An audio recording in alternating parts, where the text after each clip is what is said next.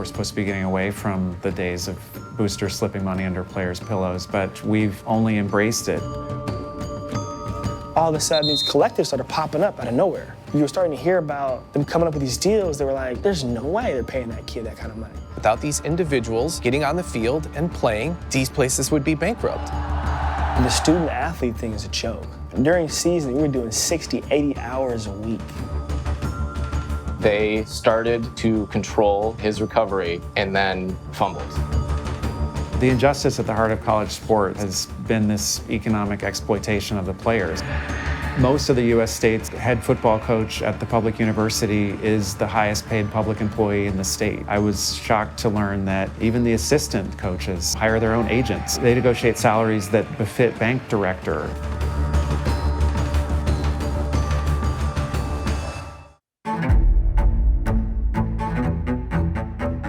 The first time I heard about what was going on, I was talking to a wealthy lawyer in the Seattle area, and he mentioned casually that some of the boosters tied to the program had been asked to contribute for what was about $1 million that an offensive tackle had recently graduated from high school. And I thought that was amazing, so I decided to start asking a little bit more about that.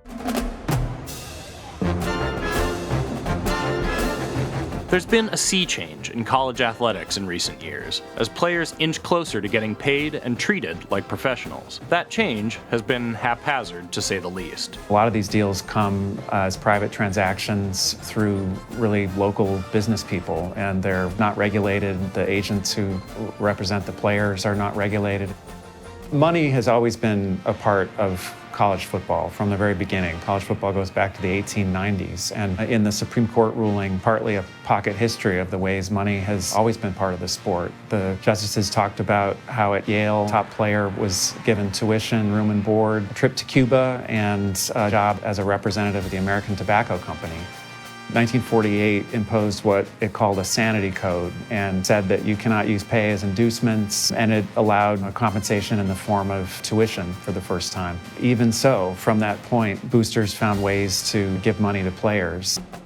That first intervention by the NCAA, some people describe as the start of what's been effectively a cartel that's limited what the players could make, because until that point, it was still all a gray area. We do see a lot of big numbers. We know from talking to agents, talking to coaches, talking to players, that some of those big numbers are undoubtedly real, and the vast majority of those big numbers in college football are coming from these collectives, from the booster groups that team up to pay players.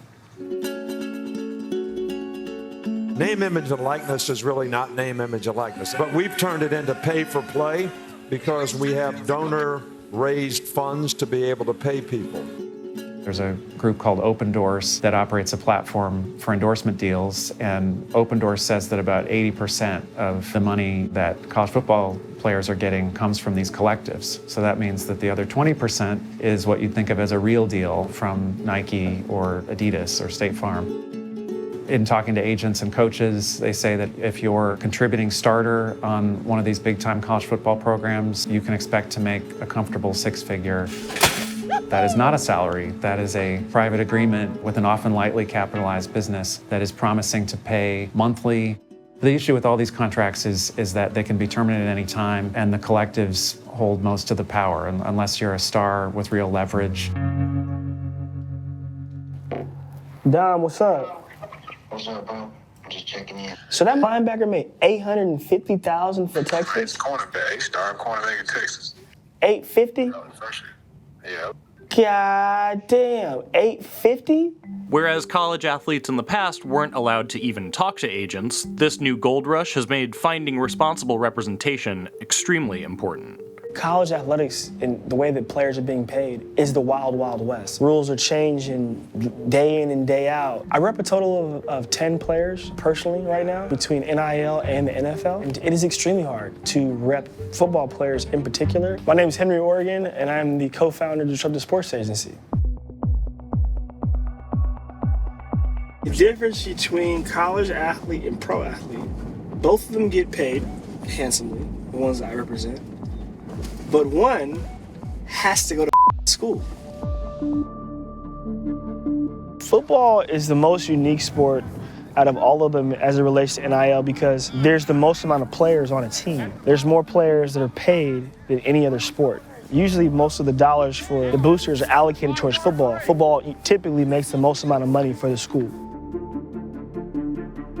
It's crazy to think just a few years ago, Reggie Bush lost his Heisman for taking money early, but yet he was making the university millions and millions and maybe billions of dollars. What is a collective?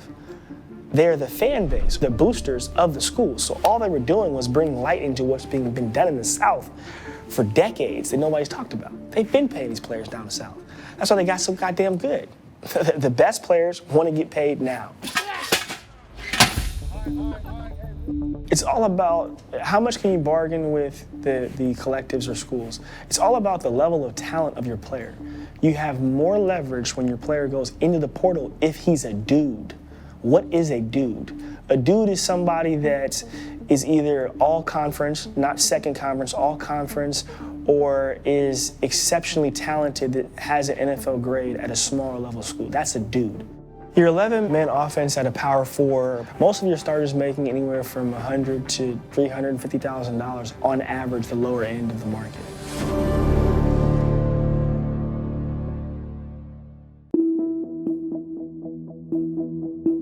Paying college athletes hasn't made for a safer game, of course, and many players are left on the sidelines, grappling with injuries they'll have to maintain for a lifetime. Injury and health and safety are one of the many reasons why when I hear people say they're getting a free education, well, okay, but like they're putting their bodies and their lives on the line. But a lot of the times they'll rush you back. It's their goal to get you out there.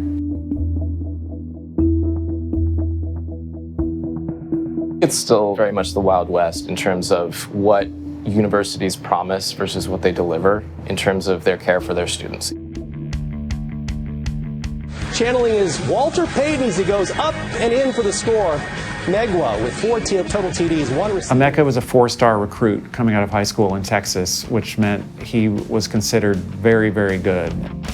He was recruited by every major powerhouse school, including the University of Washington. He eventually landed here, and he felt confident that Jimmy Lake and the crew at the time here at UW football would take good care of him during his ACL recovery. So Emeka came in with this injury which the school was aware of, but felt he was good enough that they wanted him and they would wait for him to recover. Unfortunately, the coach was fired and a new coach came in who didn't have that history with the player. When coaches used to stay for 20 years at a program, you probably wouldn't see a sudden shift in behavior. When players would stay at the same place for 4 or 5 years, there would probably be more consistency than there is now, but that's changed.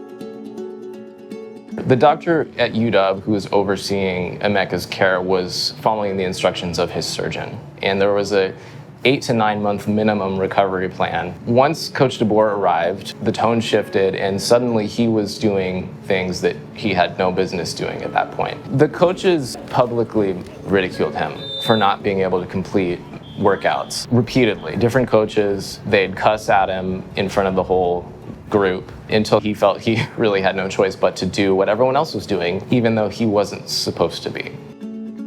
According to Emeka, the coaches didn't buy his excuses as they saw it that he wasn't ready to play and he re-injured his knee. After that, the coaches said they didn't have a spot for him and he was told to hit the portal.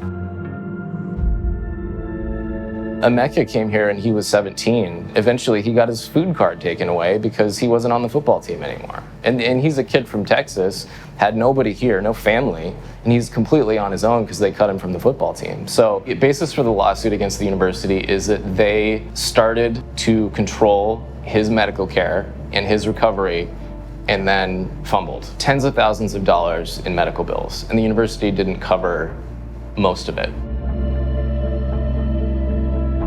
I think something that people don't realize is only some universities and some sports cover the medical bills. Oftentimes, athletes are on their own.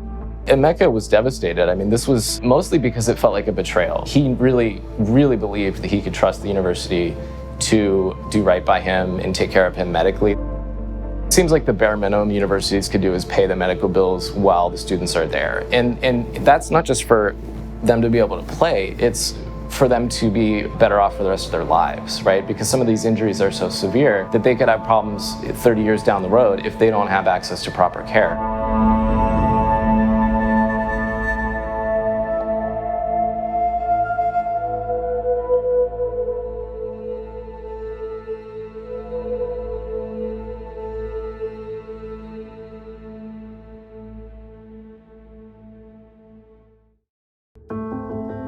Some labor organizers view college football as a fertile ground for collective bargaining, pointing to concessions that have been won by athletes in other major pro sports. I would measure that this is one of the hardest goals in organized labor, in organizing workers.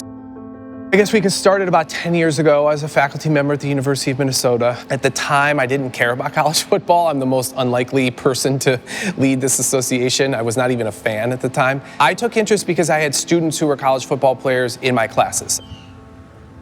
And a lot of what they told me about their education, about the academic side of things, about the realities of what it was to be a college football player at a Big Ten institution, quite frankly, stunned me. Many of the people I have spoken to from the Minnesota program were suicidal or attempted suicide. So from 2017 to 2019, I became an internal reporter, a whistleblower at Minnesota. I was reporting to compliance, all the things that I knew. I don't think this generated a lot of action on behalf of players. I do think it led to my demotion and subsequent resignation in 2020. I sort of looked at this as a project. How would you get it organized? How would you get it funded? And then in July of 2021, I founded the institution and struck out into the void. In summer 2020, a COVID summer, college football players across the country were being told that they were the essential workers of college athletics, that they were going to go back, they were going to be the only undergraduate students to return to campuses so they could play football. So the budgets of athletic departments across the country did not crater, and that's still true.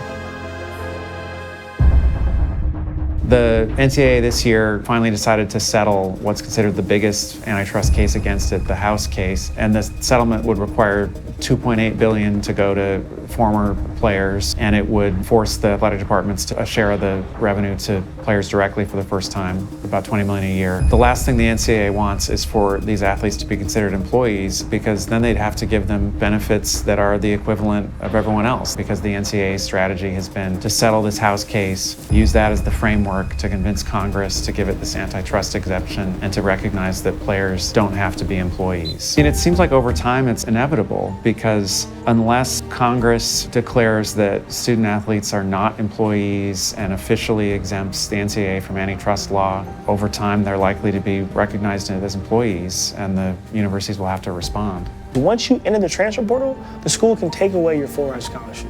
So the schools have a lot more leverage, in particular for the guys that are not dudes. There's more pedestrians than there is dudes. We're in an industry that is in transition. Okay, from what I would call the fake amateurism of the past. It wasn't real amateurism. I think we're heading towards a professionalized future where at the very highest level of play, players are employees, they're collectively bargaining. There are two more antitrust cases which the NCAA hopes will be addressed through the House settlement, but that's not guaranteed. And then in addition to that, the NCAA faces multiple suits all the time from players who say the NCAA restricted their rights in multiple ways. If you love your home institution, whatever you consider that to be, you should want to make it better. And there are ways to make it better. They are hard, they require patience, they require collective action, but you can participate in that.